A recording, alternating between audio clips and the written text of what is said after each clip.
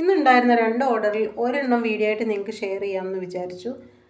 അതായത് Spanish delight cake, അതായത് നമ്മുടെ ഐസ്ക്രീം, സ്പാനിഷ് ഡിലൈറ്റിൻ്റെ ഐസ്ക്രീം കഴിക്കുന്ന അതേ ടേസ്റ്റാണ്. കാരണം ഇതിൻ്റെ ക്രീം എന്ന് പറഞ്ഞാൽ പ്രത്യേകം സോസും ബൂസ്റ്റും അതിനകത്ത് കോഫി പൗഡറൊക്കെ ഇട്ടിട്ടാണ് ഉണ്ടാക്കുന്നത്. 3 ലെയറായിട്ട് കട്ട് ചെയ്തു.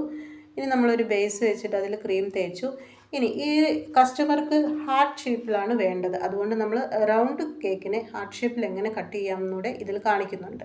അപ്പോൾ ബേസിൻ്റെ അങ്ങനെ വരുമ്പോൾ ബേസിൻ്റെ നേരെ താഴോട്ട് നീക്കിയാണ് നമ്മുടെ കേക്കിൻ്റെ ലേയേഴ്സ് വെക്കേണ്ടത്. മറ്റേ നമ്മൾ ഒത്ത നടുക്കാണല്ലോ കേക്ക് സാധാരണ ഡെക്കറേറ്റ് ചെയ്യാൻ വെക്കുന്നത്. ഇത് കട്ട് ചെയ്യാനുള്ളത് കൊണ്ട് താഴോട്ട് നീക്കി വെച്ചു. ഒരു ലെയർ വെച്ചു, ക്രീം തേച്ചു. ഇനി ഫില്ലിങ്സ് ആയിട്ട് നമ്മളിവിടെ പ്രലൈൻ എന്ന ഒരു സാധനമാണ് ഇടുന്നത്. അത് പ്രലൈൻ എന്ന് പറഞ്ഞു കഴിഞ്ഞാൽ ചിലർക്കൊക്കെ അറിയാമായിരിക്കും. പഞ്ചസാര മെൽറ്റാക്കിയിട്ട് അതിൽ ബദാമും കാഷ്യൂനട്ടും ഇട്ടിട്ട് പൊടിച്ചെടുക്കുന്നതാണ്.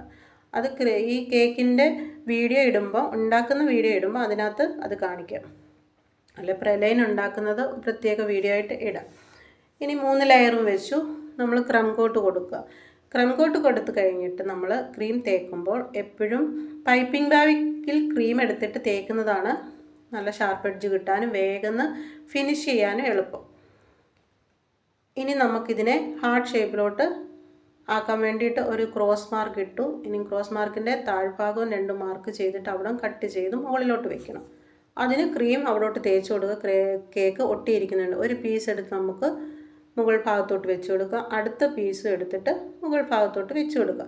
ഇപ്പം നിങ്ങൾ ചിന്തിക്കുന്നുണ്ടോ ഇതെങ്ങനെ ഹാർട്ട് ഷേപ്പ് ആകുമെന്ന്? അതൊന്ന് നമ്മൾ സെറ്റ് ചെയ്ത് വരുമ്പോൾ ഒരു ഷേപ്പ് ഹാർട്ട് ഷേപ്പിൽ തന്നെ കിട്ടും.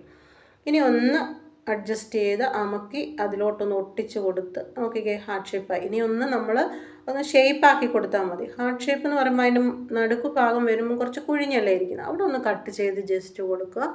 പിന്നെ കുറച്ച് ഈ സൈഡൊക്കെ ഉന്തി നിൽക്കുന്നിടം ഒന്ന് ഷേപ്പാക്കി കൊടുക്കുക. എന്നിട്ട് നമുക്ക് പൈപ്പിംഗ് ബാഗിൽ തന്നെ ക്രീം തേച്ച് കൊടുക്കാം. അധികം ഡെക്കറേഷനൊന്നുമില്ല. ചോക്ലേറ്റ് ഗണേശ ഉണ്ടാക്കിയിട്ട് അതൊന്ന് ഡ്രിപ്പ് ചെയ്ത് കൊടുത്തു. അത് കഴിഞ്ഞിട്ട് മുകൾ ഭാഗത്ത് ഈ ചോക്ലേറ്റിനെ ഒഴിച്ചിട്ടൊന്ന് തേച്ച് പിടിപ്പിച്ച്. ഇത്രയും മാത്രമേ ഡെക്കറേഷൻ ഉണ്ടായിരുന്നുള്ളൂ. പേരൊക്കെ നമ്മൾ ഡെലിവറി ചെയ്യാൻ സമയത്താണ് എഴുതി കൊടുക്കുന്നത്.